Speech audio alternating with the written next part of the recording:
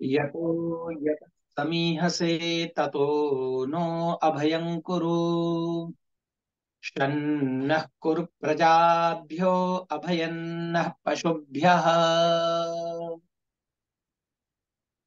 इस व्याख्यान माला के संयोजक हमारे आर्य रत्न आदरणीय लखनलाल जी, कार्यक्रम में श्रोता और वक्ता दोनों के रूप में विद्यमान हमारे बिहार आर्य प्रतिनिधि सभा के मंत्री जी आदरणीय व्यासनंदन जी शास्त्री, अभी अभी जिनका हमने भजन सुना, ऐसे हमारे आदरणीय मेजर सुभाष जी, हमारे श्रोता जो कि सतत इस कार्यक्रम में विद्यमान रहते हैं, आदरणीय नरूला जी, कालरा जी, सचदेवा जी, और सभी आदरणीय साथी, हमारे आदरणीय और श्रद्धा के योग्य पुरुषोत्तम मुनि जी। बड़ा सुंदर अभी हमने इस बालक को सिखाया था, और मेरे विचार से हमारे आर्य लखनलाल जी ने ही, आपने ही उन्हें सिखाया होगा। बिल्कुल जी, बिल्कुल हमारे बगल में ही जी रहता है बेटा। जी जी। जी। यदि ऐसा हम सिखाते जाएं धीरे धीरे, तो निश्चित रूप से आर्यत्व का, वैदिक संस्कृति का और उत्तम विचारों का प्रचार और प्रसार होने में कोई देर नहीं लगेगी। और हम सभी अपने बच्चों को भी ऐसा ही सिखाएं। कम से कम उसे कुछ मूलभूत चीजें तो जरूर सिखाएं, जिनसे कि वह परिचित हो सके वैदिक संस्कृति से, वैदिक धर्म से, वैदिक सभ्यता से। और हम जो कृणवंतो विश्वमारियम की बात करते हैं, कहते हैं, वो हमारी कृणवंतो विश्वमारियम की बात सफल हो सके। तो पुनश्च इस बालक का नाम क्या था? इसका नाम है संस्कार ठाकुर। वाह वाह! तो निश्चित रूप से और इसमें एक जो मैं एक संस्कार। मैं एक बहुत अच्छी बात बता दूं कि उनके जो परिवार के लोग हैं, हाँ वो कभी भी हमारे आर्य समाज को या उसके लिए कभी भी उन्होंने मतलब किसी भी प्रकार से कोई सहयोग नहीं किया। लेकिन ये बहुत बड़ा सहयोग है कि आज उनकी तीसरी पीढ़ी, उनका जी पोता हमारे साथ। जी उनकी माता जी कहती है कि जाओ ताऊ जी के पास चले जाओ, दादी कहने लगी, दादा कहने लगे कि जाओ ताऊ जी के पास चले जाओ। हमारे बगल में ही रहते हैं, ठाकुर साहब हैं। तो बड़े जी बिना जी उसके, जबकि उनके पहले के किसी भी, ना उनके दादा ने, ना दादी ने, ना किसी ने, पिताजी ने कहीं कोई, हमारा अगर बगल में हवन भी होता तो कभी आहुति देने तक नहीं आए वो लोग। बगल में घर है, अरे दूसरी ठीक, बात। हाँ। ठीक है ठीक है। जी। तो यही हमारी उपलब्धि है, क्योंकि कम से कम मुझे आज भी एक याद है। हमारे गांव में एक वृद्ध व्यक्ति रहते थे, लातूर की बात बता रहा हूं आपको मैं। तो उन्होंने आर्य समाजी बच्चों को कैसे बनाया, वो उनको सब पढ़ना आता था, लिखना आता था, फिर भी वो कह देते थे, बेटे जरा ये पढ़ के सुनाओ, बेटे जरा ये पढ़ के सुनाओ। तो आज हमारे महाराष्ट्र में आर्य दल के अधिष्ठाता है वेंकटेश जी। तो वो कहते हैं कि जब हम पढ़ के सुनाते थे, तो हमको लगा कि पुस्तक में कुछ अलग बातें दी हैं। तो हम चोरी से उस पुस्तक को धीरे धीरे पढ़ने लगे, और बाद में पता चला कि ये पुस्तक तो सत्यार्थ प्रकाश है। और आज हम आर्य समाजी हैं, बिना कहीं आर्य समाज मंदिर में गए हुए। तो ये निश्चित रूप से कुछ अच्छे विचार जो हमारे मन में आते हैं, वो ऐसे ही आते हैं और ऐसे ही हमारे संस्कार बदलते हैं। ये संस्कार बेटे को बहुत बहुत शुभकामनाएं। आइए चलते हैं अपने मुख्य विषय पर। यद्यपि मुझे पता है कि हमारे सारे श्रोता वही हैं जो सदा रहते हैं, हो सकता है कोई नए हों एक दो, पर लगभग सभी श्रोता हमारे पुराने हैं। 8-10 और लोग हैं आज, 8-10 लोग नए हैं थोड़े से जी। अच्छा जी, चलिए कोई बात नहीं। ये सभी श्रोताओं को निश्चित रूप से मैं उनका ये धैर्य और उनके इस संयम को मैं एक प्रकार से नमस्ते कहूंगा, एक प्रकार से धन्यवाद दूंगा कि वे, कोई भी वक्ता हो, नियमित रूप से वे सुनने के लिए चले आते हैं, सुनने के लिए उपस्थित होते हैं। तो ये सबसे बड़ी संयम की एक परिभाषा है कि उन्होंने कम से कम ये एक निश्चित किया हुआ है कि चाहे कुछ हो जाए, हम सुनने अवश्य जाएंगे। और यही अपने आप में उनके अंदर संयम का प्रवेश। मैं 2-3 दिन से सोच रहा था कि दुनिया में जितनी घटनाएं घट रही हैं, ये घटनाएं क्यों घट रही हैं, इन घटनाओं के पीछे क्या कारण है। मैंने देखा कि एक व्यक्ति दुष्ट है, एक व्यक्ति चोर है, एक व्यक्ति भ्रष्टाचारी है, एक व्यक्ति आतंकवादी है, एक व्यक्ति अत्यंत असत्य बोलने वाला है, या एक व्यक्ति अत्यंत कुकर्मों में विद्यमान है। तो मैं उन्हें जब सोचने लगा तो मुझे पता चला कि ये सब ऐसा क्यों है। और जैसे ही क्यों का मैंने विचार किया, तो तुरंत मेरे मन में विचार आया कि भ्रष्टाचारी क्यों बना। आप भी सोचेंगे तो आपको भी वही विचार आएगा, निश्चित रूप से आएगा। मैंने देखा कि भ्रष्टाचारी इसलिए बना क्योंकि वो जल्दी से जल्दी कम समय में धनवान बनना चाह रहा था। एक असत्यवादी को मैंने देखा, तो उससे भी जब मैंने सीखा, मैंने ये सोचा कि ये झूठ क्यों बोलता है। तो वो मैंने ये भी देखा कि वो झूठ कहाँ कहाँ बोलता है। तो मैंने देखा कि जब मैं कहीं उससे बात करता हूँ, तो बात करते समय मुझे कह देता है कि ये मैं इतना बड़ा विद्वान हूँ, मैंने इतने मेरी इतने लोगों से पहचान है, मैं ऐसा करता हूँ, मैं वैसा करता हूँ। जब वो अपनी डींगे हाँकने लगता है, तो मैं सोचता हूँ कि ये इतने, और मुझे पता है कि ये ऐसा नहीं है। तो मैं जब देखता हूँ कि ये ऐसा झूठ क्यों बोलना चाह रहा है, तो मुझे लगता है कि जल्दी से जल्दी अपनी प्रसिद्धि पाना चाहता है, जल्दी से जल्दी अपने आप को बड़ा बनाना चाहता है, जल्दी से जल्दी अपने आप को सबकी नजर में श्रेष्ठ बनाना चाहता है, श्रेष्ठ बनना चाहता है, इसलिए ये असत्य बोल रहा है। अभी हमारे सुधीर जी ने याद दिलाई है कि आज पंडित राम प्रसाद बिस्मिल जी का भी बलिदान दिवस है। तो यह जन्म दिवस मैं देख नहीं पाया। तो ठीक है, इस विषय पर भी हम थोड़ी सी चर्चा जरूर कर लेंगे, परंतु चूंकि आज का मुख्य विषय हमने संयम रखा है। बलिदान दिवस पे तो बाद में चर्चा करने की अपन, कोई दिक्कत नहीं। हाँ, हाँ जी। तो हम आज बलिदान दिवस के विषय में थोड़ी सी चर्चा जरूर करेंगे, पर चूंकि आज मैंने अपना मुख्य विषय संयम चुना है, तो आज हम ये संयम रखेंगे, क्योंकि संयम के अलावा अधिक चर्चा यही तो दूसरे संयम नहीं विषयों रख में। पा रहे हैं, क्योंकि चाहते तो बाद में भी कमेंट कर सकते थे, लेकिन जी जी। इस उम्र में आगे भी संयम नहीं हो पा रहा। यही तो चीजें हमने आज का विषय रखवाया। स्वागत है आपका। कोई कोई बात नहीं। ऐसा होता है, तो क्योंकि हम कई बार बताना चाहते हैं या ये समझाना चाहते हैं कि भाई आज ये भी है, आज वह भी है, और इसलिए न चाहते हुए भी वो बता देते हैं। बस यही, इसी को हमें थोड़ा सा संयम में लाना है। और आज की सारी चर्चा में आज बिल्कुल बड़े बड़े शास्त्रों को नहीं लाऊंगा, यहाँ पर योग दर्शन की परिभाषा भी नहीं लाऊंगा कि त्रयम एकत्र संयम, कि वहां पर संयम की क्या परिभाषा बताई गई है। मैं और भी अन्य ग्रंथों की ज्यादा बड़ी बड़ी बातें नहीं बताना चाहूंगा। मैं संयम की जरूर कुछ चर्चा करूंगा, उसके बाद में आऊंगा कि हम किस प्रकार से संयम को अपने जीवन में धारण कर सकते हैं, और संयम धारण कर लेंगे तो कितना बड़ा हमारा लाभ है, कितना बड़ा आनंद है, और कितने बड़े आनंद से हम प्रतिदिन चूक रहे हैं, दूर जा रहे हैं संयम को छोड़ने से। तो जब जब भी मैं संयम के विषय में सोचता हूँ, तो मैं देखता हूँ कि हमें जब हम छोटे थे, तब भी हमारे माता पिता ही कहते थे भैया जरा संयमित रहो, ऐसा मत करो।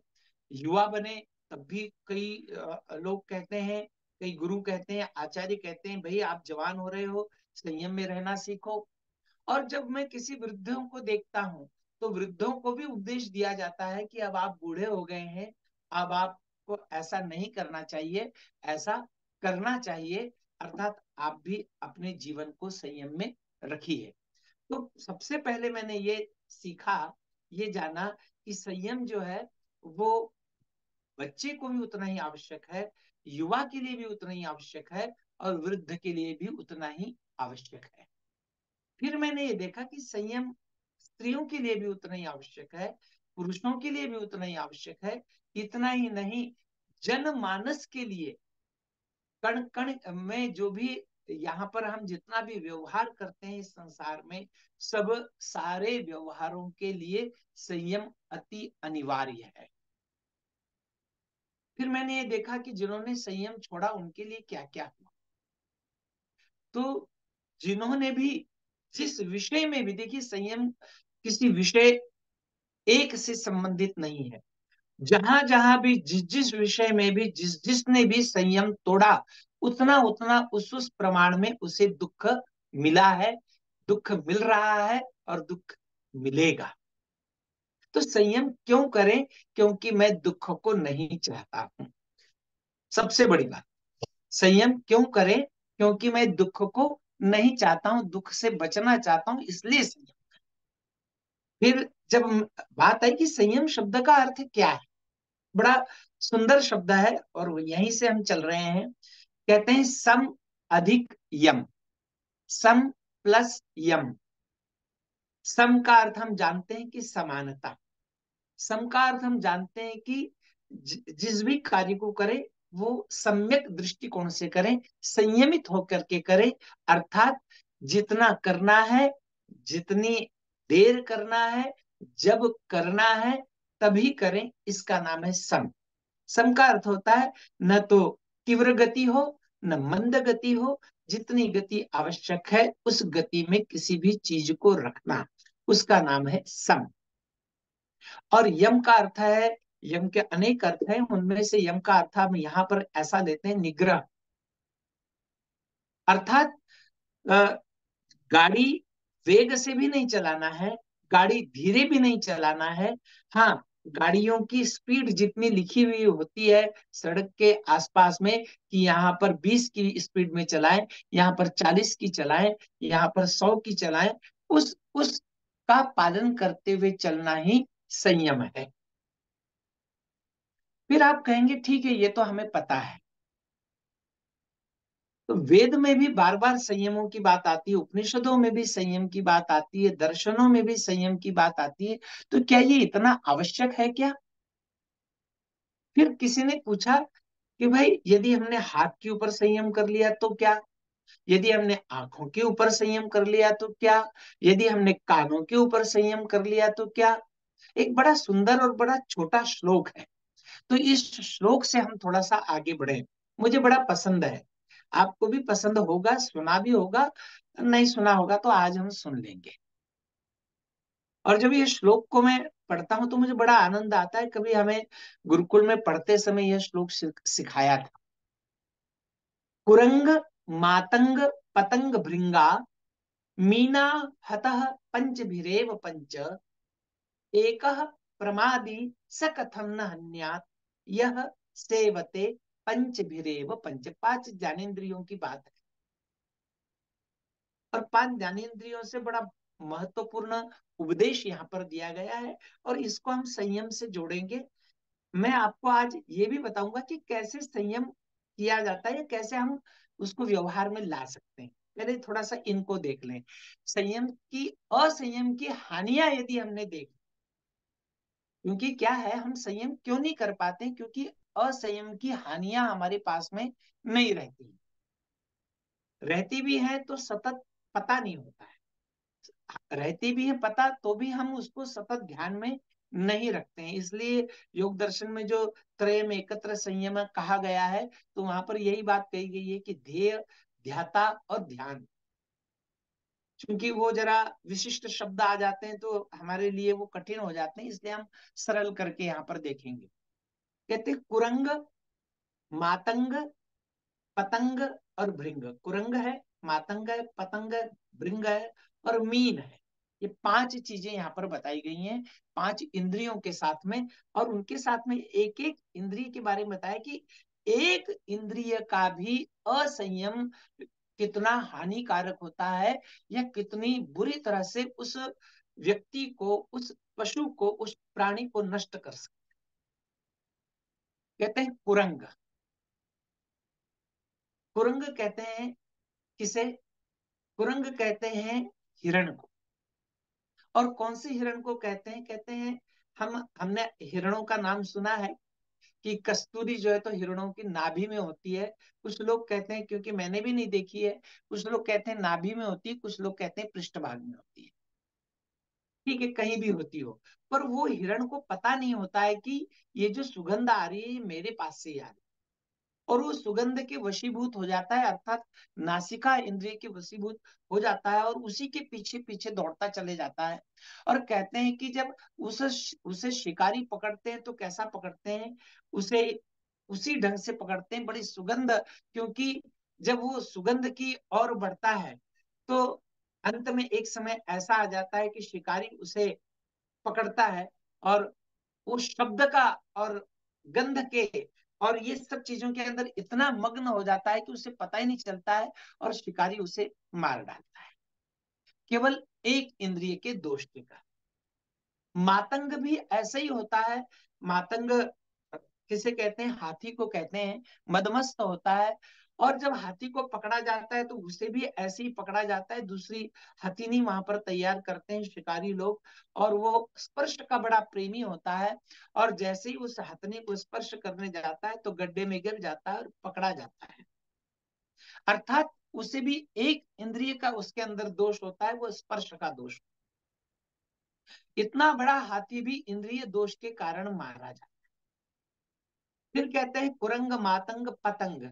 पतंग को आप सब जानते हैं, जब लाइट जाती है या लाइट रहती है तब भी आपने देखा होगा कि हमारे पास में बहुत से कीट पतंग आते हैं।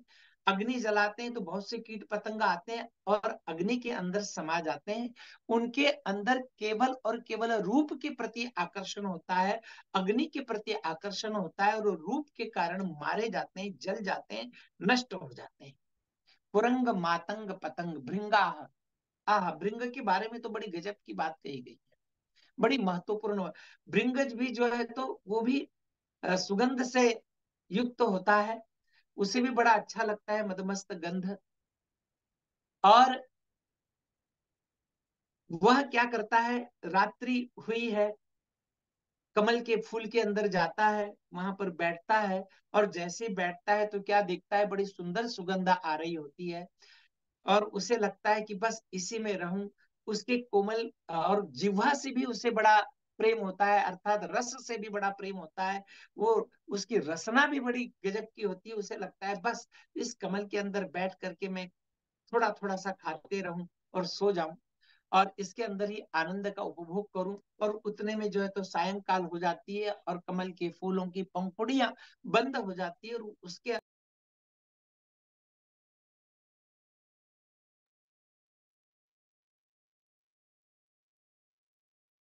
कही गई है। एक कवि ने तो उसके लिए बड़ा सुंदर श्लोक ही लिखा है कि रात्रि गमिष्यति भविष्यति सुप्रभातम भास्वानुदेश्यसि हसिष्यसि पंकजश्री इत्थम विचिन्तयति कुशगतिर्विरेफे हा हंत हंत गज उज्जाहार। कहते हैं। आवाज आ जाए, थोड़ी सी संयम रखें। विषय का नाम भी संयम है। हाँ जी, किसी अन्य का फोन आ रहा था तो इसलिए गड़बड़ हो गई। तो कहते हैं कि यह भ्रमर वो सुगंध का भी बड़ा आदी होता है, और वह जीभ का भी बड़ा आदी होता है, और उसके कारण उसे लगता है इसी के अंदर मैं लेट जाऊं। वो चाहता तो उस कमल की पंखुड़ियों को तोड़ करके निकल जाता, परंतु वह कमल की पंखुड़ियों को तोड़ करके निकल नहीं पाता है। और इसके कारण प्रातः काल उस तालाब में हाथी स्नान करने के लिए आते हैं, और अपनी सूंडों से उसे पकड़ते हैं और उसे तोड़ देते हैं, मरोड़ देते हैं, और वो भृंग अर्थात भ्रमर अर्थात भौरा वो भी नष्ट हो जाता है, उसका भी देहांत होता है। मीना के लिए भी ऐसी बात कही है। हम देखते हैं कि कई लोग नदियों के किनारे जाल बिछाते हैं, या फिर नदियों के किनारे एक दंडी होती है, उसमें एक डोरा अर्थात एक डोर बंधी हुई होती है, और उसके अंदर जो है तो या तो आटा डालते हैं या कुछ किसी प्राणी को डालते हैं और नदी में फेंकते हैं, और मीन अर्थात मछलियां बड़ी खाने की प्रिय होती हैं, देखती हैं कुछ तो खाने के लिए आया और वहां तुरंत जाती हैं, और तुरंत जाकर के खाने के लिए जैसे ही जाती हैं, तो जैसे ही वहां पर गई और वैसे ही जाते से ही उसके अंदर कांटा होता है, कांटे के अंदर उनका मुंह अड़क जाता है, और वो जो मछली पकड़ने वाला होता है बाहर निकाल लेता है, और इस प्रकार से मछली भी अपने प्राणों को त्याग देती है। देखिए, सामान्य रूप से कुरंग जो है तो सुगंध और शब्द का प्रेमी होता है, इसलिए शब्द वेदी बाण से मारा जाता है। मातंग स्पर्श का प्रेमी होता है। मैं स्पर्श से हमारे एक प्रश्न भी आया है, इसलिए इसे फिर से चर्चा कर दूं। स्पर्श से तात्पर्य है कि वह काम भोग का स्पर्श है।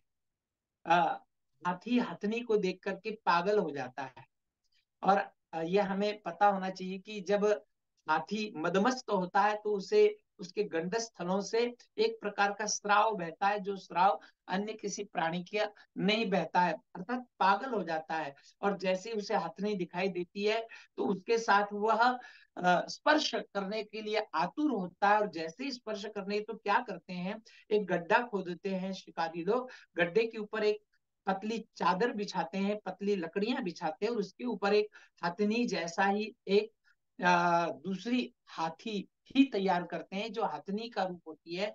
और ये जैसे ही उसे देखता है तो ये नहीं समझ पाता है कि नकली है या असली है, और उसे स्पर्श करने के लिए जाता है, गड्ढे में गिर जाता है और फिर उसे पकड़ा जाता है।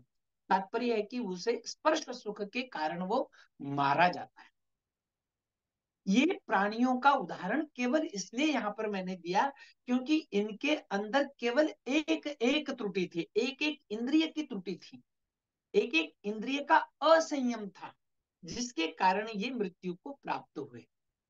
क्या हमारे अंदर एक ही इंद्रिय की त्रुटि है, पांचों इंद्रियों की त्रुटि है? मैं तो कहता हूं 10 इंद्रियों की त्रुटि है, और इसके साथ में हमारे मन की भी सबसे बड़ी त्रुटि है।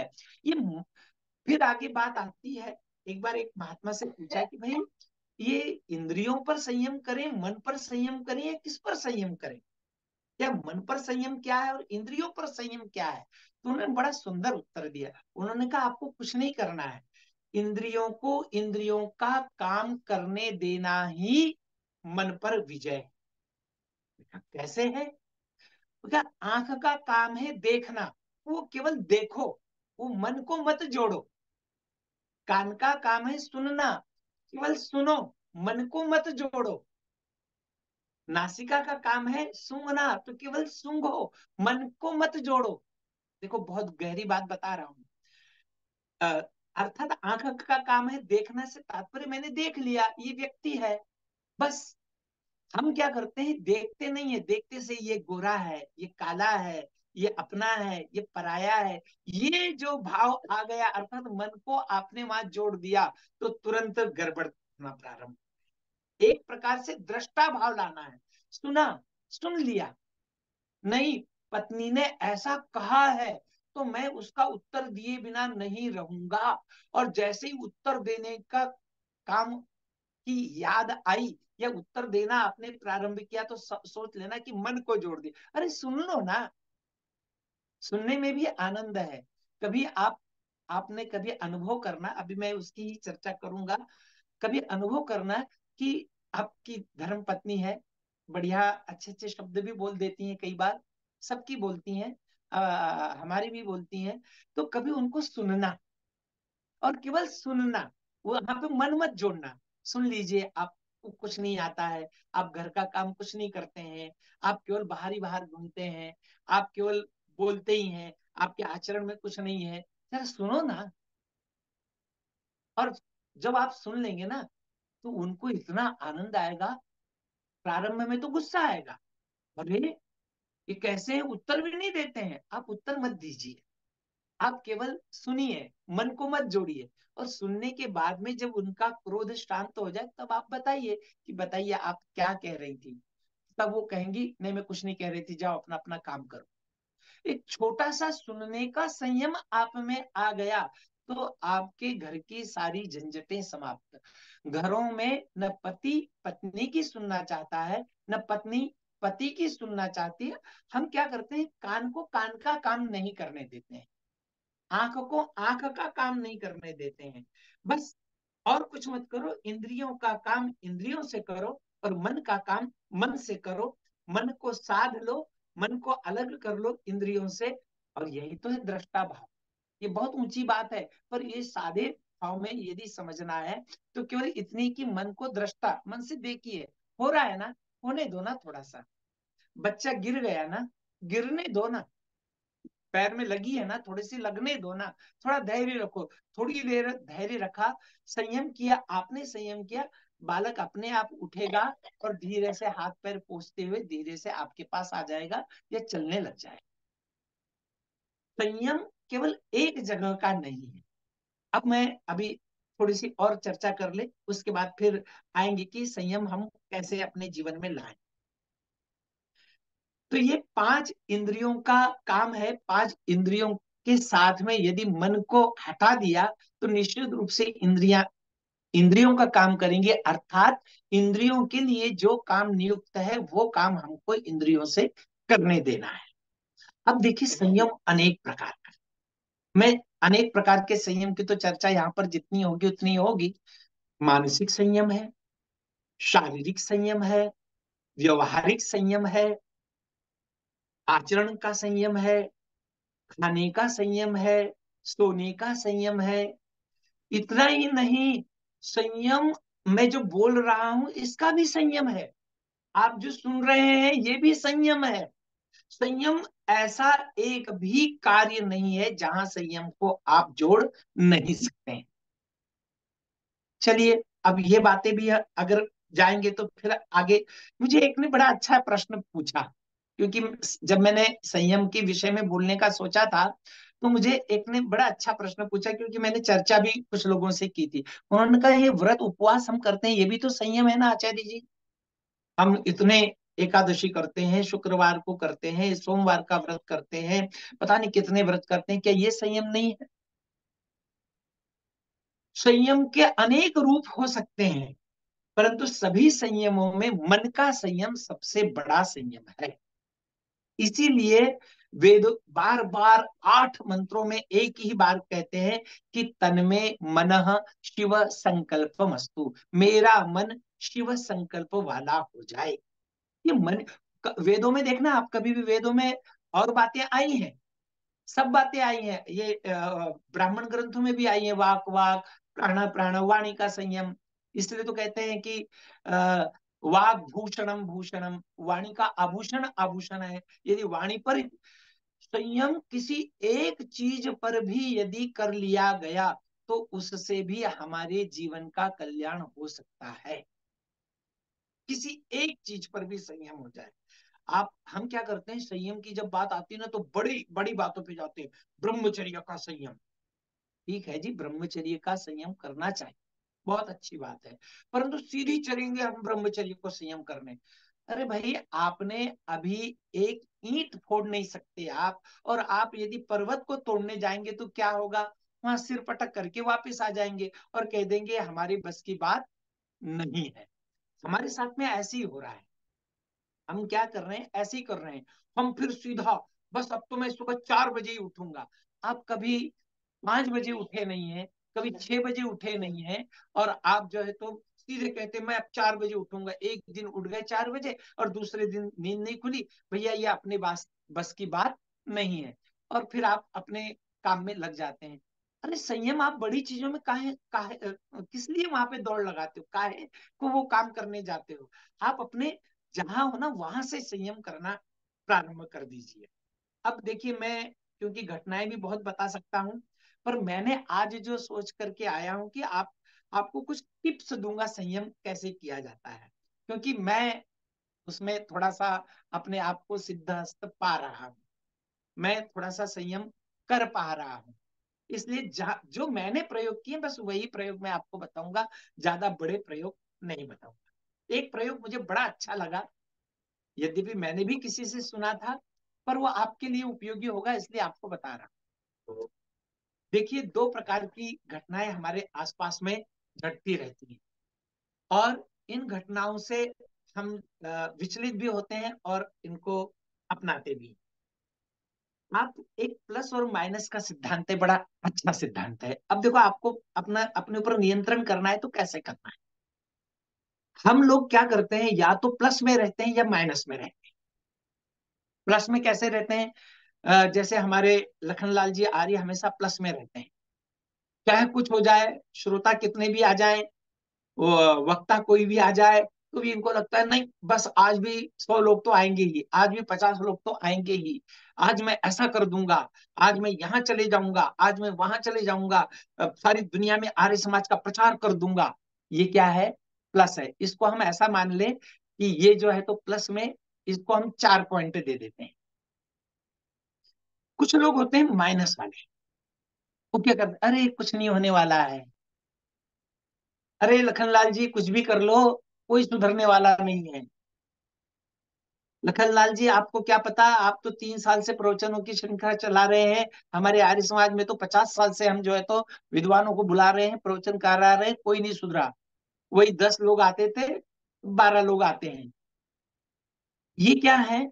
-4 में है। अब ध्यान देना जरा। हम हम कैसे अपने आप को संयमित कैसे करना है। +4 में भी रहने वाले, +4 में भी रहने वाले गड़बड़ है, और प्लस माइनस में भी रहने वाले गड़बड़ है। ध्यान देना लखनलाल जी। +4 में, अर्थात +4 में जो रहते हैं, -4 में जो रहते हैं, उनको क्या लगता है बस। और वो किसी दिन क्या होता है, किसी दिन क्या होता है, क्योंकि वो उत्साह तो रखते हैं, रखते रखते हैं, और किसी दिन देखते हैं अचानक, अरे यार इतना प्रयत्न किया, और एक सामान्य व्यक्ति कोई मिल जाता है और वो बोल देता है, लखनलाल जी क्या हुआ? हुआ कुछ? कुछ नहीं हुआ। देखो, वो आते थे, उन्होंने कुछ आपको कभी शाबाशी दी, और बस ये बात उसकी सुनी, और एकदम से ऐसा लगता है सच में किसी ने सुनी नहीं, मैंने इतना प्रयत्न किया तो भी कुछ नहीं। वहां पे मैं गया था और वहां पे मेरा अपमान तो हुआ, इतना मैंने काम किया है तो भी। मैं कल होशंगाबाद गया था और वहां मेरा अपमान हो गया। मैं कल गुरुकुल गया था और वहां मेरा अपमान हो गया। मैं उदाहरण दे रहा हूँ। और बस जैसे ही वो हुआ कि वैसे ही हम क्या हो जाते हैं, माइनस हो जाते हैं। वास्तव में भाई कुछ भी नहीं है। अब ऐसे ही वो माइनस वाला क्या, वो माइनस वाला तो पहले ही ऐसा सोच रहा था, पर अब प्लस वाला भी एकदम से माइनस हो गया। अब ये आपको देखना है। ये मैंने अपने को देखा, क्योंकि मैंने देखा अरे रे यहाँ पर मैं प्लस हो रहा हूँ। और जैसे ही आप सोचेंगे, जब मेरे अंदर ऐसी इच्छा हो जाए बस अब तो मैं ये भी कर दूंगा, अब तो मैं वो भी कर दूंगा, अब तो मैं ऐसा भी कर दूंगा, तो आप ये सोच लीजिए कि आप अभी माइनस में नहीं है, आप प्लस में चल रहे हैं। और अधिक प्लस में संयमी, क्योंकि हमें संयमी बनना है, इसलिए मैं ये बात बता रहा हूँ। संयमी व्यक्ति के लिए न तो प्लस में अधिक चलना अच्छा है, न माइनस में चलना अच्छा है। तो ये क्या है, ये खुद को ही सोचना पड़ेगा। आज मैं आपको बता रहा हूं ये टिप्स। तो जब भी आपके मन में ऐसी +4 आ जाए, तो आपको अभी तक तो पता ही नहीं था कि मैं +4 में भी रहता हूँ, ना आपको अभी तक ये पता था कि मैं प्लस माइनस में प्लस +4 में रहता हूँ और -4 में रहता हूँ, ये अभी तक हमें पता नहीं था। यद्यपि ये सब घटता था। कुछ कुछ लोग होते हैं जिन जो करते भी होंगे, पर मैं आपको एक एक टिप दे रहा हूँ, एक छोटा सा, क्या कहना चाहिए, इसको हम टोटका भी कह सकते हैं, टोटका दे रहा हूँ। इसको हम एक वैदिक विटामिन भी कह देते हैं, तो वैदिक विटामिन समझ लीजिए इसे, कुछ भी समझ लीजिए। क्योंकि बड़ा मुझे अच्छा लगा, इसलिए मैं आपके सामने, आपके साथ में बताना चाहता हूँ। तो मैंने क्या किया, अरे मैं ये जैसे ही अब मेरे अंदर जहां पर ऐसा एकदम से उत्साह आता, बस किसी दिन इच्छा होती कि आज मैं दौड़ लूं, और जब मैं एकदम दौड़ने लगता हूँ, और जहां एक राउंड मारा तो ऐसा लगता है और दूसरा भी मारूं, तो तुरंत मेरे मन में आ जाता है, नहीं अखिलेश तुम प्लस में जा रहे हो, दूसरा राउंड मार तो लोगे आज, पर कल फिर पैरों के दर्द के कारण आ नहीं पाओगे। तुरंत जो है तो मैं न प्लस में माइनस में आता हूँ, और न प्लस में आता हूँ न माइनस में आता हूँ, मैं एकदम से +1 में आ जाता हूँ कि नहीं, ठीक है, एक राउंड बहुत हो गया मेरे शरीर के लिए, अब जो है तो सादा घूम लो और अपने घर वापस चल दो। मैं जिस दिन 4 बजे उठ जाता हूँ कि नहीं आज 4 बजे उठ गया, स्नान कर लिया, ये कर लिया, इतनी ठंड में भी मैं उठ गया 4 बजे, पत्नी को भी दिखा रहा हूँ, पता है मैं 4 बजे उठा हूँ, पिताजी को कह रहा हूँ मैं 4 बजे उठा हूँ, बच्चों को कह रहा हूँ तुम लोग क्या हो, कभी उठते नहीं हो, मैं 4 बजे उठा हूँ। और देखा दूसरे दिन जो है सर्दी हो गई थी, सुबह जल्दी स्नान कर लिया था, तो फिर तुरंत मुझे याद आ गया, नहीं नहीं, वो जो 4 बजे उठा था ना मैं, वो प्लस में था। तो मैंने फिर तीसरे दिन न प्लस में गया न माइनस में गया, आराम से 5, 5:30 बजे मैं उठ गया और अपनी दिनचर्या को करने लग गया। ये केवल एक चीज के, मैं केवल उदाहरण बता रहा हूँ। किसी दिन भूख अच्छी तेज लगी है, पत्नी ने भी बड़ा सुंदर भोजन बनाया है, और उसमें बढ़िया, ठंड के दिन है तो गाजर का हलवा बनाया है, और गरम गरम गाजर का हलवा बहुत बढ़िया बनाया है देवी, आपने बहुत अच्छा बनाया है, और ला दो थोड़ा सा, और ला दो थोड़ा सा। और तुरंत वहां पर मुझे अगर ध्यान आ गया, अरे ये प्लस में जा रहा हूं मैं, ये ये जो है +4 हो रहा है, उसको +3 में लाया जाए, बस एक ही प्लेट। तो पत्नी और कहेगी भी, अरे मैं तो पहले जब भी हलवा बनाती थी आप 2-2 प्लेट खा जाते थे, आज एक ही प्लेट खा रहे हो। नहीं नहीं, फिर उन्हें भी आप कहेंगे नहीं मैं +3 में आना चाहता हूँ, मैं +2 में आना चाहता हूँ, नहीं नहीं +1 में आना चाहता हूँ। और फिर आपको लगेगा नहीं नहीं, यही संयम है कि जितना शरीर को आवश्यक है बस मैं उतना ही खाऊंगा। ये खुद को देखना है। यहाँ पर संयम में दूसरा व्यक्ति होता ही नहीं है, संयम में तीसरा व्यक्ति होता ही नहीं, संयम तो केवल खुद से होता है, खुद में होता है, और खुद को ही करना होता है। न किसी को दिखाना है, न किसी को बताना है, न कुछ करना है। ऐसी माइनस में क्या करते हैं व्यक्ति, आपको अब एक ही भोजन का उदाहरण आ गया, इसलिए मैं उसका ही दे देता हूँ। हम आज तो हमने ज्यादा खा लिया, तो हम कल क्या करते हैं, अब मैं आज तो कुछ भी नहीं खाऊंगा, आज नहीं कुछ खाऊंगा, क्योंकि कल की याद आती है उल्टी हो गई थी, कल की याद आती है पेट दर्द हुआ था, कल की याद आई आती है कि मुझे ये चूर्ण खाना पड़ा था, कल की याद आती है कि पेट में कब्ज हो गया था, ये सब याद आती है, इसलिए मैं क्या करता हूँ कल बिल्कुल भी नहीं खाता हूँ, बस आज मैं कुछ भी नहीं खाऊंगा, और जोर से बोलता हूँ आज मैं कुछ भी नहीं खाऊंगा। तो तब फिर उस समय आप सोचिए कि मैं माइनस में जा रहा हूँ, ये प्लस, ये -4 है। नहीं नहीं, मैं न तो एकदम कुछ नहीं खाऊंगा, ऐसा भी नहीं करूंगा भाई, शरीर के लिए अभी इस समय जल पीना अच्छा है, जूस पीना अच्छा है, या और क्या अच्छा है, मैं उसको लेना संयम है। एकदम छोड़ देना ये भी संयम नहीं है, और एकदम ज्यादा खा लेना यह भी संयम नहीं है। ये कौन कर रहा है, ये दूसरा नहीं कर रहा है, ये मैं कर रहा हूं। तो अब देखिए, संयम किसी एक के साथ नहीं जुड़ता है, वो क्रोध के साथ भी ऐसे जुड़ेगा। पहले मैं क्या करता था, जैसी मेरे विरुद्ध कोई बात हुई तो मैं तुरंत कहता था, ए बस बस बस, अब मत करो, ऐसा मत करो, वैसा मत करो, तुरंत प्रतिक्रिया व्यक्त कर देता था। अब आपने प्रतिक्रिया व्यक्त करी, इसको आप ध्यान में भी ला सकते हैं, क्योंकि जो संयम वाली बात है ना, वो ध्येय, धाता और ध्यान, ये तीनों से युक्त है, इसका आप ध्यान कीजिए। देखो अब +4 हो जाते हैं बार बार, ये आप मान्य है, या -4 हो जाते हैं आप बार बार, ये भी आपको मान्य है। तो आप क्या करेंगे मालूम है, आप क्या करेंगे जब +4 हो जाते हैं, तो आप क्या करेंगे, आपको इसी का ध्यान बनाना है। क्या ध्यान बनाना है, आप ध्यान में बैठे हैं, संध्या करने बैठे हैं, यार मैं मैं बार बार नर्वस क्यों हो जाता हूँ। तो आपको ये लगेगा हाँ, वो नर्वस होना ही +4 है। तो मैं किस लिए नर्वस हुआ था, क्योंकि पत्नी ने एक शब्द कह दिया था। अब देखिए, मैं, अपन आर्य समाजी लोग हैं बहुत सारे आप में से, तो कई बार क्या सोचते हैं, आप लोग संध्या भी करते हैं कई बार, यज्ञ भी करते हैं कई बार, फिर भी मनुष्य है, गुस्सा आ ही जाता है। तो तो हमारी जो देवियां होती हैं, धर्म पत्नियां होती हैं ना, कई बार ये भी कह देती, आए बड़े ध्यान करने वाले, आए बड़े संध्या करने वाले, और आखिर को हो तो वही, कर दिया गुस्सा, बोल दिया ऐसा। तो उस समय अपने को क्या लगता है, उस समय अपन क्या होते हैं मालूम है, -4 में चले जाते हैं। सच में मेरे ध्यान का क्या फायदा है, मेरे यज्ञ का क्या फायदा है, मेरे इसका क्या फायदा, ये अपने अंदर आने लग जाता है। तो उस समय आप क्या कीजिए, उस समय आपको कुछ नहीं करना है, आपको केवल ये जान लेना है कि ये तो -4 में चले गए हूँ, नहीं नहीं नहीं नहीं, इसका अर्थ थोड़ी है मैं जो कर रहा हूँ गलत कर रहा हूँ। अरे भाई, मैं जो कर रहा हूँ उसको अब और मजबूती से करना प्रारंभ करूंगा, मैं -3 में आऊंगा, फिर -2 में आऊंगा, और ये मैं किसी को दिखाने के लिए नहीं करूंगा, एक दिन पत्नी ने अपने आप कह देना चाहिए, अरे आपको तो गुस्सा ही नहीं आया, मैंने इतना सब कुछ कर दिया तो भी आपको गुस्सा नहीं आया।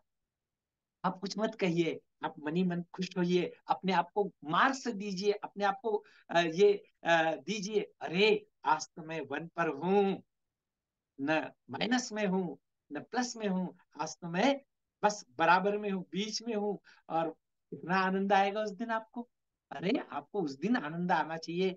आपका बेटा बैठा है, अब मैं तो रोज देखता हूँ, मैं कई बार मेरे बेटों को कहता हूँ भाई भोजन के लिए मैं बैठ रहा हूँ, आसन लगा दे। वो कभी सुन लेता है, आसन लगा देता है, कभी नहीं भी लगाता है। नहीं लगाया तो मैं लगा लेता हूँ, और मैं उसके लिए भी लगा देता हूँ, पर मैं कुछ बोलता नहीं।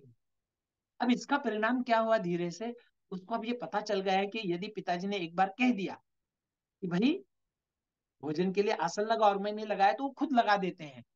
तो उसको उसको अपने आप ही कुछ गिल्टी फील हुई, और दूसरे दिन से वो लगाना प्रारंभ, और नहीं भी लगाया तो कोई दिक्कत नहीं, वो सीखेगा जिस दिन सीखेगा, और नहीं सीखेगा आप अपना काम करते रहिए, एक दिन तो ऐसा आएगा। देखिए, कहते हैं कैसा संयम होना चाहिए।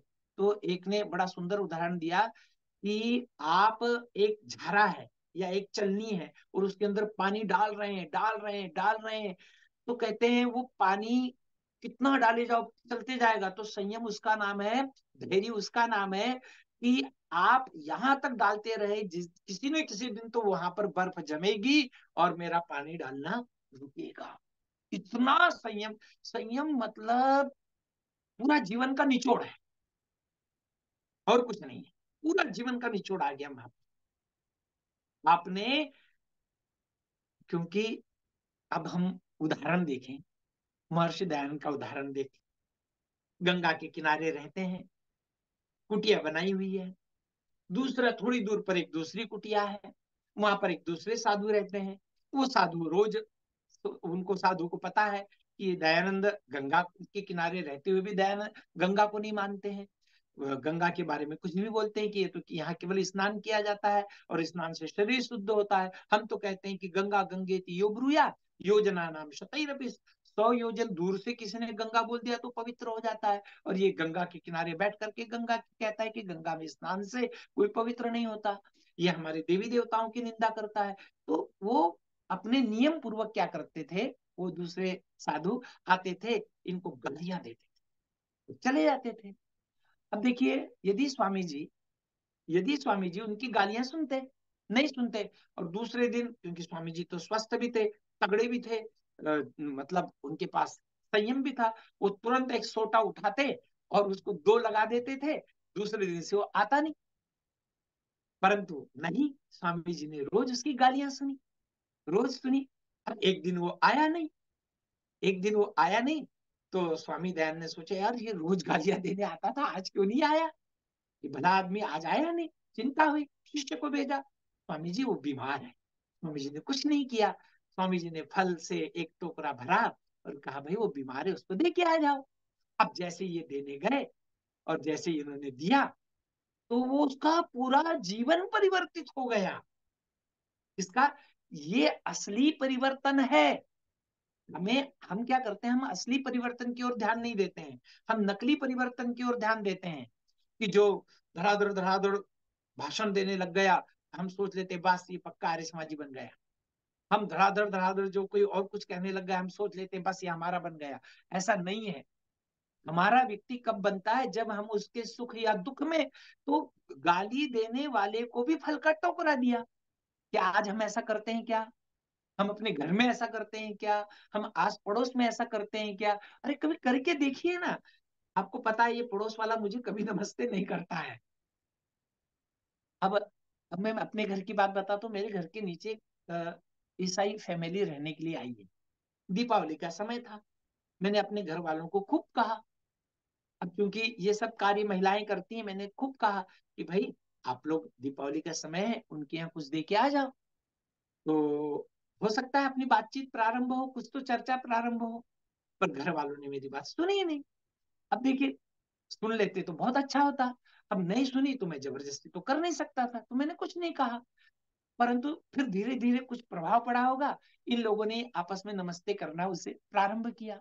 अब आज ये स्थिति है कि वो भी अच्छा बोलने लगे हैं धीरे धीरे, उनके बच्चों से सुने हो सकता है कल चर्चा भी हो सकता है कल और नई बात भी निकले, वो कहें कि हमारी प्रार्थना में आओ। तो मैंने इनको कहा भी कि अगर वो बुलाए तो उनकी प्रार्थना में आप जरूर जाना, और धीरे से उनको कह देना हमारे यहाँ यज्ञ में भी आ जाओ।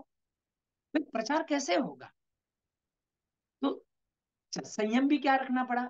मैं अगर इनके ऊपर गुस्सा कर लेता तो ये नमस्ते भी नहीं करते कल उसको, ये उनसे बात भी नहीं होती उनकी, तो मैंने गुस्सा भी नहीं किया, क्रोध भी, ठीक है भैया इनकी नई इच्छा है तो अब क्या कर सकते हैं। तो हर जगह हर स्थान पर हमको संयम करना पड़ेगा। महर्षि दयानंद केवल हम महर्षि दयानंद की जब संयम की बात आती है ना, तो हम केवल इतना ही कहते हैं कि भैया उन्होंने बग्घी को पकड़ लिया था तो उनके पास कितना संयम था। अरे ठीक है, वो बात तो ठीक है, उनके पास वो संयम था, उन्होंने बग्घी को पकड़ा भी था, और चार घोड़े वाली या दो घोड़े वाली अ, उससे भी ज्यादा शक्ति सामर्थ्य दिखाया था। पर वो संयम शारीरिक, पर उनके जीवन के हजारों घटनाओं को देखो ना, तलवार को तोड़ देते हैं और घबराते भी नहीं। संयमी व्यक्ति न घबराता है और न किसी को डर दिखाता है, वो डर भी नहीं दिखाता। अभी राम प्रसाद बिस्मिल के विषय की चर्चा है, अरे उनका संयम देखो ना, फांसी की सजा होने वाली है, व्यायाम कर रहे हैं। ये क्या है? हम क्या करते हैं, वो संयम को भूल जाते हैं उनके। ये कितना बड़ा संयम होगा कि सामने मृत्यु है, सामने माता जी आई हैं, खड़ी हैं, कुछ तो बोलने चाह रही हैं, कुछ तो मिलना चाह रही हैं, उसके बाद भी जो है तो उन्होंने ये बात का ध्यान नहीं दिया और अपने गायत्री मंत्र बोल रहे हैं। हम तो संध्या करते समय भी यदि घर में फोन बज जाए तो मैंने देखा है कि लोग फोन उठा लेते हैं और फोन पे बात करने लगते हैं। अब ये संयम, अब आपको ये ठहराना पड़ेगा कि भाई मैं संध्या के समय किसी भी 30 मार का फोन आ जाए तो मैं उठाऊंगा नहीं। ये संयम कब आता है? जब संकल्प आता है। संकल्प नहीं है तो संयम भी नहीं आएगा। अब जैसे ये आ, सुन रहे हैं सुना रहे हैं, तो कभी कभी कुछ मत करना आप लोग। हम क्या करते हैं, कितने लोग जुड़े हैं देखते हैं तुरंत, 10 जुड़े कि नहीं, 15 जुड़े कि नहीं, अरे वो भी जुड़े कि नहीं, अरे ये भी जुड़े कि नहीं। एक दिन छोड़ देना, भाई मैं तो आज केवल सुनूंगा इनको, कितने जुड़े नहीं जुड़े, ठीक है जुड़े अच्छी बात है, नहीं जुड़े अच्छी बात है, पर हम सब क्या करते हैं, यही देखते रहते हैं। और क्या होता है, हमारा संयम, भाई बूंद बूंद से घड़ा भरता है, ये सब जानते हैं। तो भाई संयम में भी बूंद बूंद करना पड़ेगा, क्रोध में भी बूंद बूंद करना पड़ेगा। 10 बजे के बाद में मैं मोबाइल नहीं देखूंगा, संयम है। एक दिन 1 घंटा नहीं देखूंगा, 2 घंटे नहीं देखूंगा, आधा घंटा नहीं देखूंगा, कहीं तो संकल्प ले लें, फिर चाहे कुछ हो जाए। और देखिए जब जब मोबाइल नहीं था तब भी तो हम जीते थे, तब भी तो हमारे काम चलते थे। अब मोबाइल है तो भी तो हमारे काम चल रहे हैं। तो भाई नहीं आधा घंटा में देखूंगा तो क्या कौन सा काम बिगड़ जाएगा। तो अब सारे काम, सारे बिगाड़ के काम असंयम से होते हैं और सारे सुधार के काम संयम से होते हैं। कभी हमने देखा कि हमने, अब देखो एक और, अब एक और प्रयोग बताता हूं, आप उसको भी फिट कर लीजिए। एक तो ये मैंने प्रयोग बता दिया, आप -4, अगर -4 में है तो -3 में आइए, -2 में आइए, -1 में आ जाइए और मजे लीजिए। अब इधर +4 में है तो +3 में आइए, +2 में आइए और संयम में रहिए। अब और देखो एक बात बताता, अच्छा अब ये आप लोग सुन रहे हैं, मैं सुना रहा हूँ, लखनलाल जी आपको गुस्सा आता है कि नहीं? आता है? अगर मैं पूछूंगा तो, कि नहीं आता है? बहुत गुस्सा आता है, बहुत गुस्सा आता है। अच्छा देखिए, गुस्सा आता है, बहुत अच्छी बात है। परंतु अभी जैसे मैं यहाँ पर व्याख्यान दे रहा हूँ, तो अभी आप गुस्सा कर सकते हैं क्या? नहीं कर सकता। क्यों नहीं कर सकते? अब मैं बताता हूँ क्यों नहीं कर सकते। आपने अपने मन में एक फिट किया हुआ है प्रोग्राम। क्या प्रोग्राम फिट किया है? कि भाई जब 50 लोग सुन रहे हो, कोई व्याख्यान दे रहा हो, उस समय गुस्सा नहीं करना चाहिए। फिट किया है कि नहीं मन में? बिल्कुल किया, बिल्कुल किया। ऐसा सोच के नहीं फिट किया है, पर हम सबने ऐसा फिट किया हुआ है। जी जी। वो छोड़िए, ऐसे भी कुछ बहादुर लोग मैंने देखे हैं आर्य समाज के उत्सवों पर, प्रवचन देते देते उनको भयंकर गुस्सा आ जाता और वहीं पर युद्ध और वहीं पर लड़ाई और वहीं पर झगड़े करना प्रारंभ, ऐसे भी हमने लोग देखे हैं, पर ऐसे कम देखे हैं। ऐसा होता है पर वो ऐसा कम होता है। तो सामान्य रूप से व्यक्ति ने अपने दिमाग में फिट किया हुआ है, घर में मेहमान आए हों तब गुस्सा नहीं करना चाहिए, तब आप बच जाते हैं ना, क्योंकि आपने मन में फिट किया हुआ है क्या, कि इस समय पर गुस्सा नहीं करना चाहिए और यहाँ पर कर सकता हूँ, यदि मैं बाहर हूं तो वहां पे कर सकता हूँ, ऐसा भी आपने फिट किया हुआ है, इसलिए आप रास्ते पे तुरंत किसी को फट से गाली भी दे देते हैं, आपको कुछ नहीं लगता है। तो ये आपने न जानते हुए भी, न विचार करते हुए भी अपने मन में ऐसा फीड करके रखा हुआ है, ऐसे हम सब ने रखा हुआ है, और सब कामों के बारे में रखा हुआ है, केवल क्रोध के बारे में नहीं। ठीक है, कॉलेज में आया हूँ तो यहाँ पर तो मैं समोसे कचौरी खा सकता हूँ, परंतु मैं कहीं प्रवचन देने गया हूँ, आर्य समाज के कार्यक्रम में गया हूँ, नहीं नहीं नहीं नहीं, मैं ये नहीं सब खाऊंगा तेली चीजें, यहाँ तो मैं केवल शुद्ध आहार करूंगा। तो ये क्या है, आपने मन में फीड करके रखा हुआ है कि यहाँ पर खा सकता हूँ, यहाँ पर नहीं खा सकता हूँ, इतने यहाँ पर ये गलत कार्य कर सकता हूँ, यहाँ पर ये गलत कार्य नहीं, ये मन में हमने ऐसे हर चीज के लिए फीड किया हुआ है। अब मुझे यहाँ कोई नहीं देख रहा है ना, तो यहाँ पर मैं 8 बजे तक सो सकता हूँ, यहाँ पर संध्या नहीं की तो चल सकता है, पर यहाँ पे सारे आर्य समाजी बैठे हुए हैं, यहाँ पे सब लोग समझदार लोग बैठे हुए हैं, और यहाँ पर संध्या नहीं की तो क्या कहेंगे लोग, इसलिए इच्छा हो नहीं हो मैं वहां पे आंखें बंद करके बैठ जाऊंगा और संध्या कर लूंगा। ये मैंने फीड किया हुआ है, ये भी मन में। तो आपने फीड किया है ना, चलिए, अभी तक आपने अज्ञान में फीड किया हुआ था, आज से हम ज्ञान पूर्वक फीड कर लें, कोड प्रोग्रामिंग फिक्स कर ले। क्या प्रोग्रामिंग फिक्स कर ले, कि नहीं नहीं, अब मुझे घर में भी जब कोई नहीं रहे, जब कोई मेहमान नहीं आए हों, तब भी मैं क्रोध नहीं करूंगा। ये आप फीड कर लें, फिर आपको आ तो जाएगा, फिर यहाँ भी वही लगाना है, आपको आ तो जाएगा, फिर आप कहेंगे नहीं नहीं ये फीड है भाई, नहीं नहीं नहीं, अब अकेले हैं, पति पत्नी अकेले हैं, तब भी मैं गुस्सा नहीं करूंगा। मैं क्या करता हूँ मालूम है, किसी को जब मेरे विषय में नहीं पता है ना, तो वहां फट से मैं झूठ बोल देता हूँ। क्या, अरे मैं तो पीएचडी हूँ, डॉक्टरेट हूँ, मेरी तो बड़े बड़े लोगों से पहचान है, मैं तुरंत कह देता हूँ, क्योंकि उनको, मुझे पता है कि इनको कुछ पता नहीं है मेरे बारे में। तो ये भी मेरे मन में फिट है कि मैं वहां पे तो झूठ बोल सकता हूँ, परंतु जिनको पता है वहां पर झूठ नहीं बोल सकता, ये भी मैंने फिट करके रखा है। तो आज से ये प्रोग्रामिंग फिट करेंगे हम, कि नहीं नहीं, जहां मेरी बिना पहचान के लोग भी रहते हैं, मैं वहां भी झूठ नहीं बोलूंगा। ये कौन करेगा फिट, मैं तो नहीं कर सकता हूँ। ये खुद को ही, स्वयं के लिए मन में कोड करना है अपने को। और कहाँ कोड करना है, कहाँ कोड, अपने लिए निषेधाज्ञा लगानी है, कर्फ्यू लगाना है स्वयं के लिए। बस कर्फ्यू लगाया कि संयम आया, कर्फ्यू छूटा कि असंयम आया। अब ये कर्फ्यू लगाने की प्रक्रिया क्या एक दिन में पूरी होगी, नहीं होगी, 2 दिन में पूरी होगी, नहीं होगी, ये बूंद बूंद से घड़ा भरता है। तो ऐसी हमने बूंद बूंद से, और क्या करना है मालूम है, इस संयम को अपना भाई बनाना है।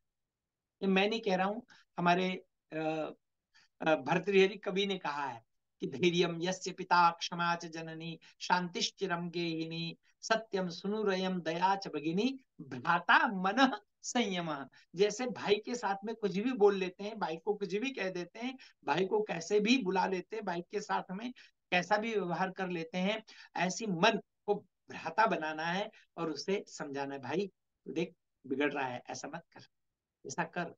यद्यपि मन कुछ अलग नहीं है, मन की कोई अलग बात नहीं है, पर ये एक उदाहरण के लिए, समझने के लिए और समझाने के लिए, ऐसा करते चलेंगे तो संयम आते जाएगा।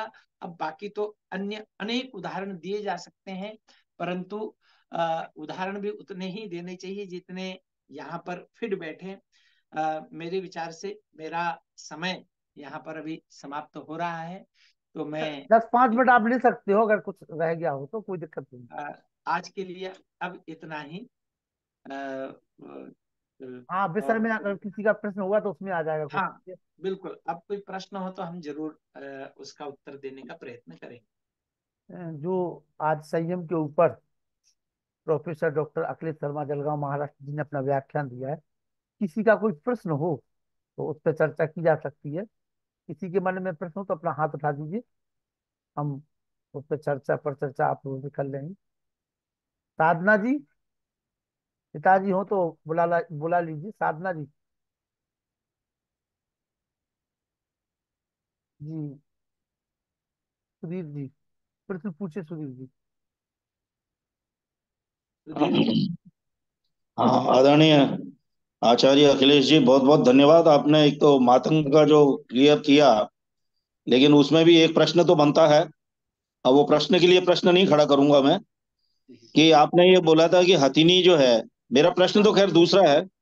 हथिनी को जो है वो कृत्रिम रूप से किसी हथिनी को खड़ा कर देते हैं, और हाथी जो है वो आके और इस भ्रम में कि भाई ये है, और उसके जो है वो यूं कहना चाहिए कि स्त्राव होता है, और वो आकर्षित होके स्पर्श करके करती है, और गड्ढा खोदा हुआ होता है उसमें फंस जाती है। लेकिन जहां तक आपको भी ज्ञात है और सभी जानते हैं कि जो निर्जीव या जड़ चीज होती है, उसके प्रति जो है वो यदि सजीव जो होता है वो आकर्षित नहीं होता है, उसको पता पड़ जाता है कि ये मामला गड़बड़ है यहाँ पर। यदि आप लकड़ी के चूहे को या मिट्टी के चूहे को यदि आप खड़ा कर दें कहीं पर, बिल्ली वहां पर कभी नहीं आएगी। बिल्ली दूर से ही पता लगा लेगी कि ये मेरा शिकार नहीं है, ये मुझे फंसाया जा रहा है। तो एक तो प्रश्न ये उसमें होता है कि वो स्पर्श का ना, अलग अलग विद्वानों ने बड़ी अजीब तरीके से व्याख्या की है, और आज तक मैं इसको क्लियर नहीं कर पा रहा हूँ कि हाथी का स्पर्श से जो है वो क्यों किया है। इसका इसका एक उदाहरण मैं आपको देता मैं हूँ। खुद मैं ही, कई अरे बार। मैं खुद व्याख्या करते करते एक जगह फंस गया था खुद ही। जी जी। नहीं नहीं, मैं जियोग्राफी चैनल देखता हूँ कई बार।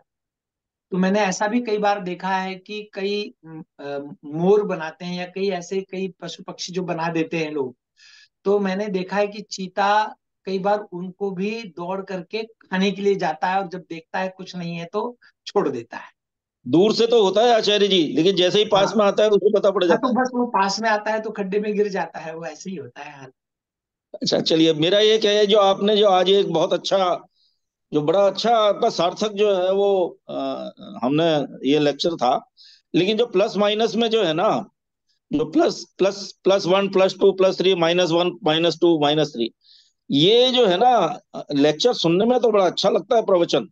लेकिन जी। जब आप जिंदगी में इसको उतारने की कोशिश करेंगे, तो इसमें यम नियम, सब आसान सब आएगा। प्राणायाम, वो सर सारी ये चीजें आती देखिए, है। और योग साधना का संयम। विषय है इतना, इतना योग, योग और ध्यान, जी योग जी और ध्यान यदि आपके पास में नहीं है तो इसको करना बड़ा मुश्किल है जी। जी जी बस जी मेरा अपना मतलब ये मत था। बाकी धन्यवाद, बहुत बहुत शुभकामनाएं। जी जी। और किसी का कोई प्रश्न हो? आचार्य बलदेव जी, आचार्य बलदेव जी जुड़े हुए थे। विकास वर्मा जी, प्रेम सचदेवा जी, देखिए प्रेम सचदेवा जी आ गए। स्वागत है, आइए। ओम, सादर नमस्ते। नमस्ते जी। नमस्ते। अखिलेश जी को भी सादर नमस्ते जी। जी प्रश्न नहीं है, बड़ी अच्छी व्याख्या, जैसे सभी कह रहे हैं व्याख्या तो बहुत अच्छी है। मैं ये कहना चाहता हूँ कि अगर लक्ष्य है, अगर हमने लक्ष्य +1 या -1 का बनाया है, या +1 या +2 का बनाया है, तो वो भी ठीक नहीं है। लक्ष्य ऊंचा ही होना चाहिए, और उसके पहुंचने के लिए जो है वो उतनी ही परिश्रम करना पड़ता है। तो लक्ष्य ऊंचा हो तो वहां प्लस, प्लस ही प्लस है वहां। फिर उसको अचीव करने के लिए जो भी हम प्रयास करेंगे वो प्लस में ही जाएगा। तो उस वहां पर कोई माइनस की कोई भी गुंजाइश नहीं होती। तो लक्ष्य ऊंचा रखना ये धन्यवाद सबसे। प्रेम सचदेवा जी, बहुत बहुत आभार आपका। और मैं निवेदन करूंगा सम्मानित डॉक्टर अखिलेश शर्मा जी से कि दो शब्द पंडित राम प्रसाद बिस्मिल जी का आज बलिदान दिवस है, उस पर अपने रख दें। जी। जी। मैंने शहीदों की चिताओं पर लगेंगे हर बरस मेले। निश्चित रूप से राम प्रसाद बिस्मिल जी का जो कार्य था और जो काकोरी कांड जो हुआ है, और काकोरी कांड और राम प्रसाद जी की तो जीवनी जो है वो सबसे महत्वपूर्ण है।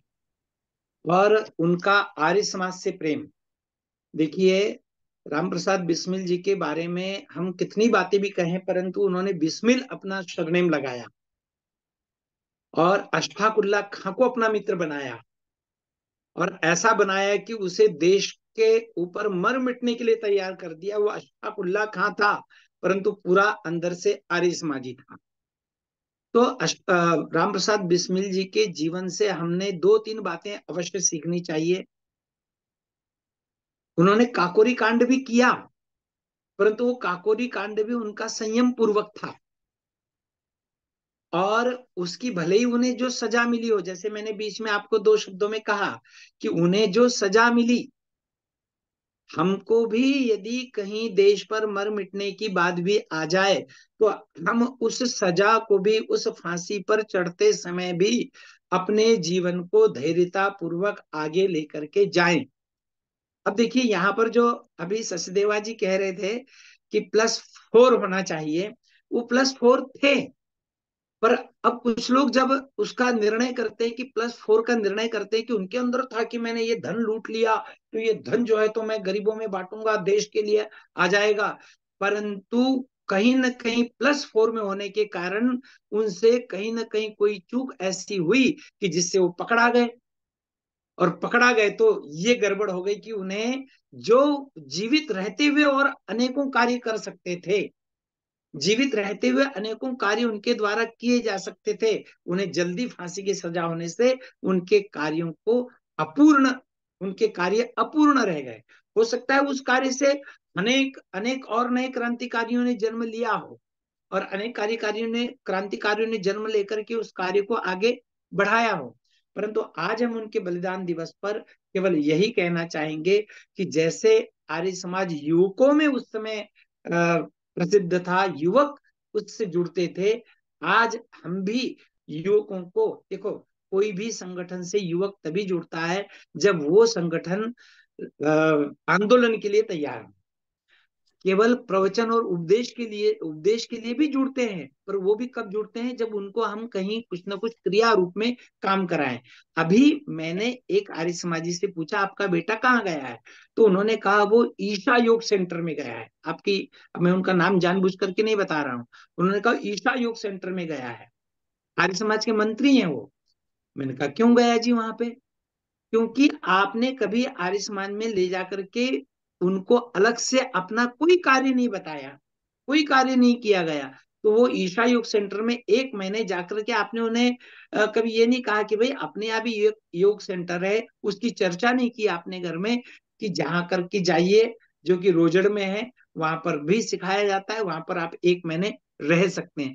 तो युवकों को किसी न किसी प्रकार से जोड़ना होगा। आज तो हम क्रांतिकारी उस ढंग से नहीं कर सकते जिस प्रकार से राम प्रसाद जी बिस्मिल जी ने किया था, परंतु आज हम जिस ढंग से क्रांतिकारियों की चर्चा कर सकते हैं, वो चर्चा हमको घर में प्रयोग के माध्यम से, घर में आचरण के माध्यम से, दिनचर्या के माध्यम से, या 1 मास के लिए गुरुकुल, मैंने अपने बच्चों को इस बार कहा था, मैंने छुट्टियां हुई है तो गुरुकुल में जाओ, और उसे मैंने 15 दिन के लिए गुरुकुल भेज दिया था। 10वीं 12वीं कक्षा हुई उसकी जैसी वैसी, मैंने कहा जा भाई गुरुकुल में रह के आ, क्योंकि बाकी तो जीवन पूरा पड़ा है, हम ऐसे भेजेंगे नहीं बच्चों को, कहीं कहीं जाने नहीं देंगे, तो वो फिर गुरुकुल नहीं जाएंगे तो वो कहीं ना कहीं किसी ईशा योग सेंटर में अवश्य जाएंगे। तो आज हमारी आवश्यकता है कि हम अपने बच्चों को अपना तो बनाए कम से कम, और उसके लिए जो है तो उन्हें आ, वैसी क्रांतिकारी जैसे हमारे बिस्मिल जी क्रांतिकारी थे, उस तरह की भले ही क्रांतिकारी नहीं कर सकते हो, तो इस ढंग की नई क्रांति से उन्हें हम आर्य समाज से जोड़े, और पंडित राम प्रसाद जी बिस्मिल को याद करें। बिल्कुल। धन्यवाद। बहुत बहुत आभार। माता चंद्रकांता जी, राम प्रसाद बिस्मिल जी के लिए 2 शब्द। हाँ जी, प्रिय वीर लखनलाल जी और हमारे आज के मुख्य वक्ता आचार्य अखिलेश जी, मेरे भाई अनिल जी, सुधीर जी, प्रेम जी तथा अन्य सभी श्रोतागण, सबको मेरा नमन। श्रद्धेय व्यासनंदन शास्त्री जी और आदरणीय मुनि जी को भी श्रद्धा नमन। बड़ा अच्छा कार्यक्रम चला आज, और हमारे संयम की परिभाषा और बड़े अच्छे उदाहरण देकर उन्होंने जीवों के उदाहरण भी दिए और मनुष्य के उदाहरण भी दिए और मानव की प्रकृति का भी अच्छे तरह से संयम की व्याख्या की। आज 19 दिसंबर राम प्रसाद बिस्मिल जी का बलिदान दिवस है। इसके विषय में भी आपने काफी कुछ बता दिया कि हमें कैसे सीखना चाहिए। मैं केवल ये बताना चाहती हूँ कि हमारे राम प्रसाद बिस्मिल जी नशा छोड़कर राष्ट्रभक्त कैसे बने। पंडित राम प्रसाद बिस्मिल का जन्म जो 11 जून में 1897 ईस्वी में उत्तर प्रदेश में स्थित एक शहर जहांपुरा में हुआ था। इनके पिता का नाम मुरलीधर था। इनके माता का नाम मूलमती तथा इनके घर की आर्थिक अवस्था अच्छी नहीं थी। अच्छी और ना होने के कारण इनको बालकपन से ही गाय पालने का शौक था, तो गाय पाला करते थे बड़े शौक से, और उद्दंड प्रवृत्ति के थे। 5वीं कक्षा में 2 बार अनुत्तीर्ण हुए और इसके पश्चात उनको पैसे चुराकर अपने घर से गंदे उपन्यास पढ़ने की भी लत पड़ गई थी, क्योंकि उद्दंड प्रवृत्ति के तो थे ही, और भांग वांग पीना और ऐसी ऐसी चीजें नशे करने की आदत हो गई थी। 40-50 सिगरेट तो एक दिन में पी जाया करते थे। तो इस प्रकार एक बार वो अपनी संदूकची में से पैसे, माता की संदूकची में से पैसे निकाल रहे थे, तो नशे में थे, वो संदूकची उनके खिसक गई हाथ से। तो माँ ने आवाज सुनकर उनको पकड़ लिया और चाबी भी पकड़ ली। फिर उनके संदूक की भी तलाशी ली, तो उसमें से बड़े गंदे गंदे नाटक निकले, कि उपन्यास की किताबें निकली। तो उन्होंने उसी वक्त उनको फाड़ दिया और उसको बहुत दंड दिया माँ ने। और उसके पश्चात वो अपने चरित्र में लिखते हैं बिस्मिल जी कि शुगर है, परमात्मा की बड़ी कृपा हुई कि मेरी चोरी पकड़ी गई। अगर मेरी चोरी ना पकड़ी जाती तो मैं 3-4 साल के पश्चात तो मैं दीन का रहता, ना ईमान का रहता, और ना ही इस दुनिया का रहता। परंतु विधि की लीला तो कुछ और ही थी। एक दिन शाहजहांपुर में आर्य समाज के अंदर एक बड़े सन्यासी जिनका नाम था स्वामी सोमदेव जी, वो आए हुए थे। तब विश्व जी का उनके पास आना जाना शुरू हो गया, आरंभ हो गया। अचानक गए, उनके भाषणों से प्रभावित हुए, तो उनके साथ उनका आना जाना शुरू हो गया। तो जीवन का कांटा ही बदल गया, और ऐसा जीवन ने पलटा खाया कि बिस्मिल जी आर्य समाज में ही रहकर आर्य समाजी बन गए और ब्रह्मचर्य का पालन करने लगे। उनके पिता जो थे वो पौराणिक थे, और ये प्रसिद्ध क्रांतिकारी भाई परमानंद जी की लिखी त्वारीखे हिमाक एक पुस्तक है, उसको पढ़कर बड़े प्रभावित हुए और क्रांतिकारियों के पास रहने लगे और उनके उसी दल में शामिल हो गए।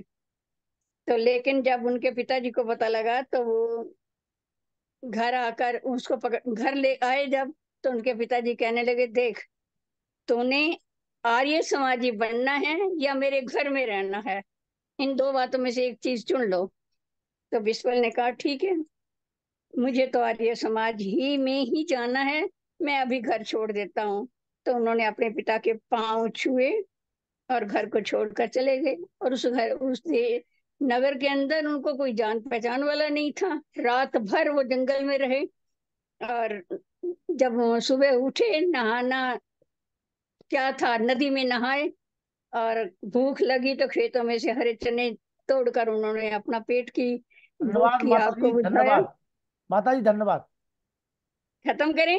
जी जी जी जी। ठीक है। तो इस प्रकार जब फांसी के तख्ते पर झूलने के लिए जा रहे थे, तो उससे पूर्व जेलर ने ये पूछा था कि तू ये बता, तू रोज सुबह उठकर हवन करता है, संध्या करता है, जल्दी जल्दी 3 बजे उठ जाता है, उपासना करता है, तेरा गुरु कौन है?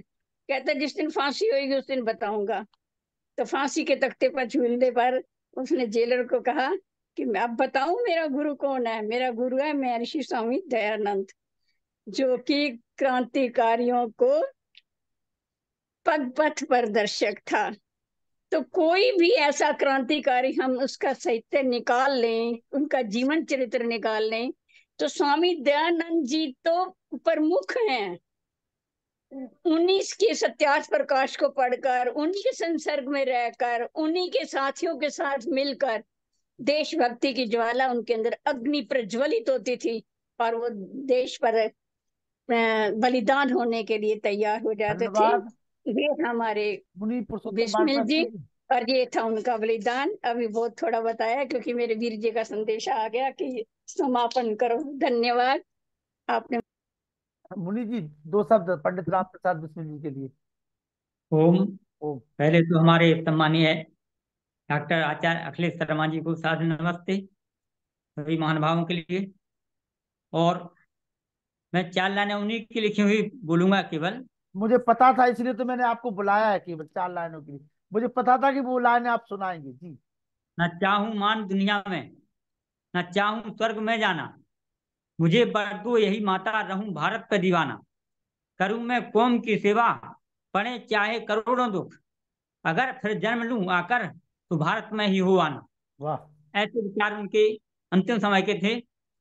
और एक स्मरण और मुझे आ रहा है कि जब वहां पर जेलर ने पूछा, क्योंकि जो सुबह उठ के बड़ी दंड बैठक लगाते थे ना, अंग्रेज जेलर था, तो उसने कहा तुम्हें आज ही फांसी पर चढ़ना है, फिर इस शरीर के लिए क्यों मत कर रहे हो, तुम क्यों मतलब व्यायाम कर रहे हो जी। बोले नहीं, मैं इसलिए कर रहा हूं कि मैं मरने के बाद पुनः यहाँ पर जन्म लूं और तुम्हारी नाक में नकेल डालने के लिए बना आ जाऊं। अंग्रेज के लिए जवाब था ऐसा। वैसे मतलब हमारे क्रांतिवीर और सम्मानीय पंडित राम प्रसाद बिस्मिल के लिए हमारी तरफ से बहुत बहुत मतलब सत सत नमन। ओम। उमेश पवार जी, रक्षा मंत्रालय, पंडित राम प्रसाद बिस्मिल जी के लिए 2 शब्द। सभी आर्यजनों को नमस्ते, आचार्य जी को नमस्ते। और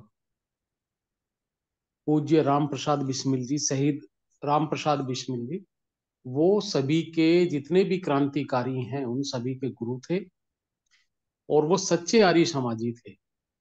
और जो सत्यार्थ प्रकाश हैं उन्होंने बहुत सारे लोगों का पथ प्रदर्शक किया है, उनका मार्गदर्शन किया है। और राम प्रसाद बिस्मिल जी के जीवन से हमें ये पता चलता है, जो सभी महानुभावों ने बताया है, कोई भी परिस्थिति हो, हम परिस्थिति को दोष न देते हुए अपने कार्य को करते रहें और उस पर आगे बढ़ते रहें, तो हमें मार्ग भी मिलेगा और हमें सफलता भी मिलेगी और प्रसिद्धि भी मिलेगी। और आज उस पूज्य आत्मा को, पुण्य आत्मा को सत सत नमन। नमस्ते जी। कल पुनः प्रोफेसर अखिलेश शर्मा जलगांव महाराष्ट्र जी को आप सुनेंगे। थोड़ा सा संयम रखे रहे कल के लिए। आइए वेद प्रकाश शर्मा जी नाती पोतों के साथ शांति पाठ। ओम द्यौ शांति अंतरिक्षं शांति पृथ्वी शांतिराप शांतिरौषधय शांति वनस्पतय शांतिर्विश्वेदेव शांति ब्रह्म शांति सर्वं शांति शांतिरेव शांति श्यामा शांति वेदी ओम शांति शांति शांति। जो बोले सो है सत्य सनातन वैदिक धर्म की जय। गुरु ज्ञानंद की जय। योगेश्वर महर्षि दयानंद की जय। मर्यादा पुरुषोत्तम श्री रामचंद्र की जय। योगेश्वर श्री कृष्णचंद्र की जय। पंडित एक राम की जय। स्वामी सिद्धानंद की जय। स्वामी आत्मानंद की जय। महात्मा हंसराज की जय। भारत माता की जय। गौ माता की रक्षा हो, पालन हो, और समाज अमर रहे, वेद की ज्योति जलती रहे, ओम का झंडा ऊंचा रहे, आर्यों के महाकुंभ और भारत को समझो अभियान की जय। कलवंतो तो विश्वमार्यम बड़ा ध्वनि ओम। राधिका अभिवादन सबको नमस्ते जी। ओम सर्वेभ्यो नमः। बहुत बहुत आभार आप सभी का। सभी लोग माइक खोल दिए, एक बार नमस्ते कर लीजिए। नमस्ते लाखन भैया। नमस्ते राजेश्वर जी, सादर नमस्ते। सभी को सादर नमस्ते। भावों के लिए, मातृशक्ति के लिए, माता चंद्रकांता जी को देख पाना हूँ मैं, देवाजी नरवला जी, हमारी मेजर साहब और उमेश मनवार जी, डॉक्टर अखिलेश जी हो तो उनको बहुत सादर प्रणाम। लाखन भैया जी को करते हैं, लाखन जी को करते हैं नमस्ते। नमस्ते जी, नमस्ते शर्मा जी, नमस्ते। चलिए, शुभरात्रि, सभी को सादर नमस्ते। नमस्ते जी। मणि जी नमस्ते।